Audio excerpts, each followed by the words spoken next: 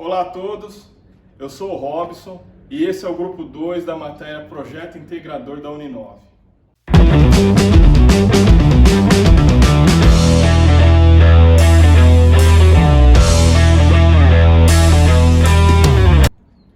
Muito embora o tempo seja um fator limitante, eu preciso aproveitar essa oportunidade para agradecer a nossa professora, que ao longo desse semestre nos orientou brilhantemente, aos membros do grupo por confiarem a mim a apresentação desse trabalho e também aos demais alunos que nos acompanham nessa jornada.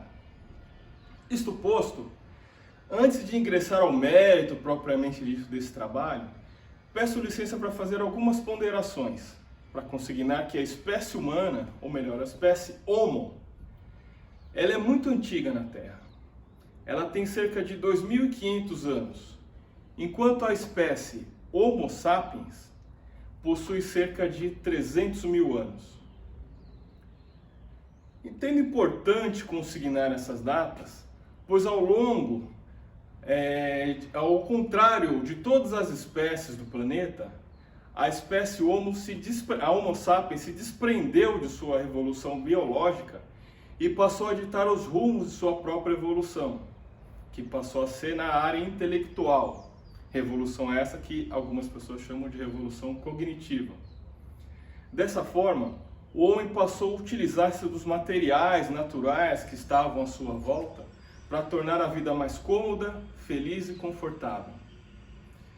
Dessa forma, a partir do período que a gente denomina de Paleolítico, verificamos o intenso desenvolvimento da comunicação, escrita, criação dos primeiros utensílios, enfim, o aperfeiçoamento do manuseio do fogo, diversas coisas que tornou a nossa vida mais prática e um pouco semelhante do que nós temos hoje. A partir desse período chamado Paleolítico, o homem nunca mais parou de evoluir intelectualmente e se desprendeu da sua estrutura biológica para evoluir.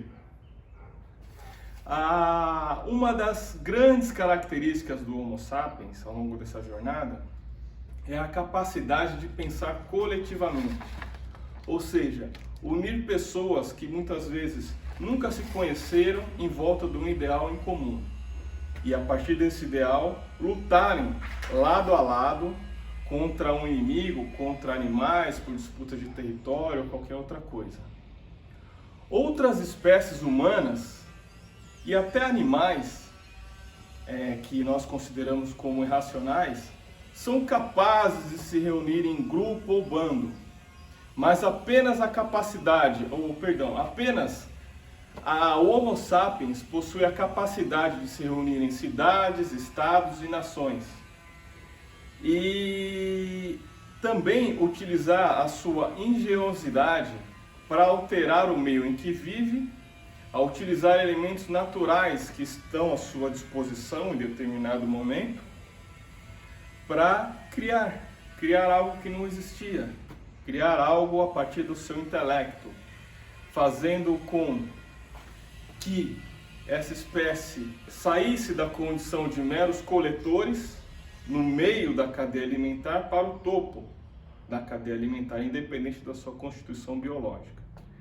Assim, nesse trabalho da catapulta ou do lançador oblíquo, tivemos a oportunidade não só de estudar a história do funcionamento da catapulta, como ela surgiu, os seus ângulos, toda a teoria que a permeia, mas também a própria evolução do homem, ou melhor, uma parte da evolução do homem, e testemunhar a sua capacidade de organizar coisas, criar coisas novas que antes não existiam.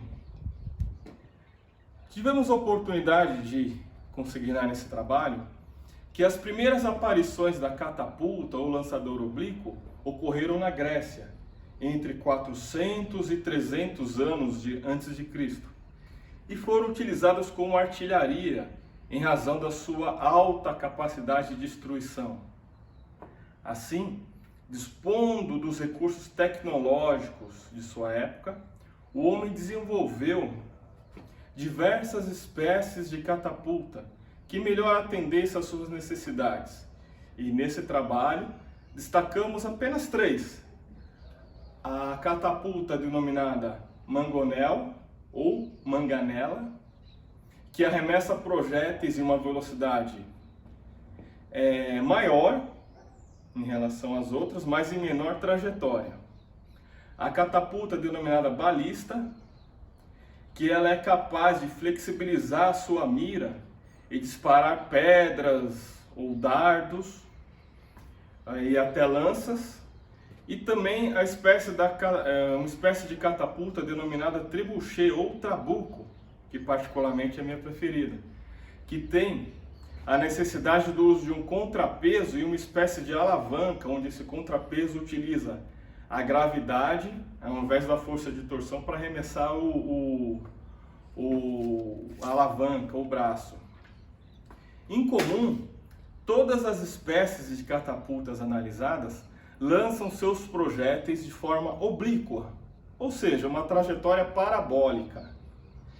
E a diferença entre elas não está apenas na sua concepção construtiva, mas também no alcance do projétil e sua precisão de mira, e também na obtenção da energia cinética para propiciar o movimento.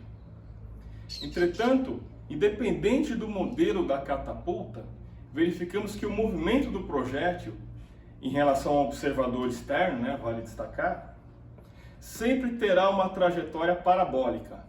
E essa trajetória, sendo parabólica, nos permite decompor esse movimento a partir do eixo horizontal e vertical de forma a calcular a velocidade horizontal, vertical, a velocidade do vetor. E por essa razão, a decomposição desse movimento também a partir da decomposição desse movimento, é possível precisar onde esse projeto atingirá, o que ele atingirá. Hoje em dia nós temos as fórmulas inerentes ao movimento retilíneo uniforme e ao movimento retilíneo uniformemente variável, onde o movimento retilíneo uniforme é no plano horizontal e o movimento retilíneo uniformemente é variado, onde ele sobe, ele vai ganhando velocidade, ele para de ganhar velocidade e desce, chega ao ponto zero, que seria o ponto mais alto, e desce. E em que pese a variedade de ângulos possíveis, a correta aplicação das fórmulas matemáticas inerentes ao movimento retilíneo uniforme e ao movimento retilíneo uniformemente variável, sempre nos assegurará uma menor margem de erro em cada lançamento. Por isso que é importante o engenheiro conhecer muito bem e dominar essas fórmulas. A partir dos dados obtidos em nossos protótipos, anotamos o coeficiente de variação mínimo entre os lançamentos, em cada um dos ângulos utilizados, sendo, portanto, plenamente possível e seguro afirmarmos com a mínima margem de erro a altura, velocidade e tempo de lançamento, ou seja, o tempo do atingimento do projétil ao solo. A engenharia é uma ciência exata e o engenheiro deve saber precisar com a menor margem de erro a eficácia do equipamento que for construído. E por intermédio desse trabalho é possível assegurar que somos capazes de precisar com a mínima margem de erro a capacidade dos protótipos produzidos. Aqui comigo eu tenho a catapulta chamada trabuco ou trebuchet, onde... Pode me seguir, por favor. Onde nós construímos e dá para verificar que há uma alavanca que ela é movimentada a partir desse peso. No nosso trabalho, nós vamos fazer o lançamento e nós utilizamos 7 kg. Então, a força da gravidade impulsiona esse trecho, essa parte da alavanca para baixo e movimenta essa outra para cima. Ao realizar esse movimento, ele impulsiona o projétil que vai estar nesse recipiente, ok? E há um pino que ele é preso aqui e ele vai soltar quando ele chegar ao ângulo, ao ponto máximo de elevação. Agora, Eu vou pedir para o nosso colega Kaique apresentar a catapulta, a segunda catapulta que nós criamos nesse projeto. Boa noite, tudo bem? Meu nome é Kaique e eu vou apresentar o protótipo, que é uma catapulta tipo manguela, que os materiais são madeira como estrutura, elásticos, parafusos, tanto para sustentar a base, quanto o lançador e para...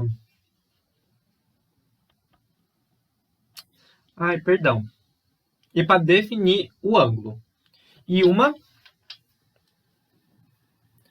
moeda. Vamos lá. Antigamente, a manguela era constituída de madeira e corda, que era um método de torção que fazia que o lançador, quando torcesse a corda, ele ia até a base, e quando distorcesse rapidamente, ele fazia esse movimento para jogar o projétil, para lançar o projétil. Para manter fielmente, o que eu e meu grupo decidimos? Que, em vez de pegássemos o método de torção, pegássemos os elásticos, que quanto mais elásticos, mais distância e velocidade o projétil adquire, que funciona como? Tá vendo esses 3 buracos? Cada furo é um ângulo. 55 graus, 65 graus e 75 graus. Em média, com 2 elásticos, eles fazem 3,60 m, 3,78 m e 4,07 m. Isso em média. Acabou. É isso, um beijo, tá? Obrigado. Relembrando.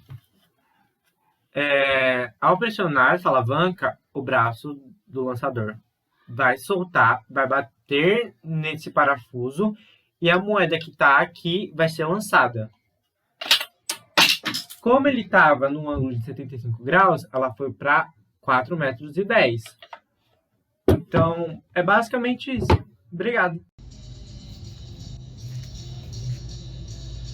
Olá pessoal, em continuação à apresentação, nós vamos demonstrar o funcionamento dessa catapulta. Ela é uma catapulta do estilo trabuco, né?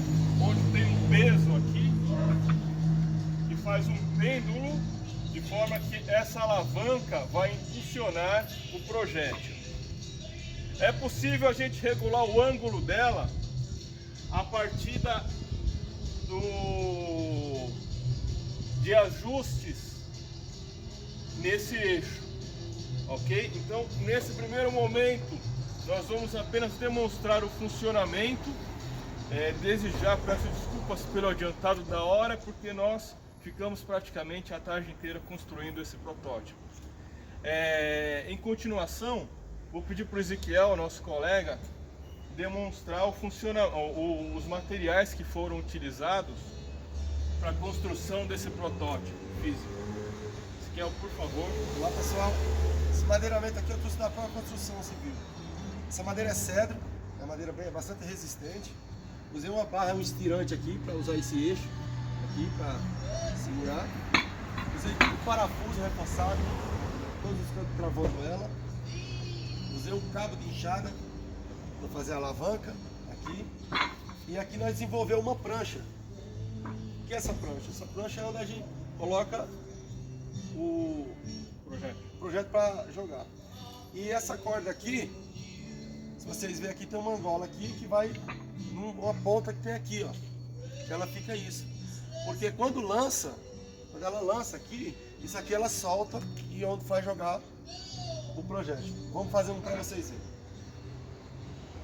Nós vamos arremessar o limão, depois vamos consumi-lo.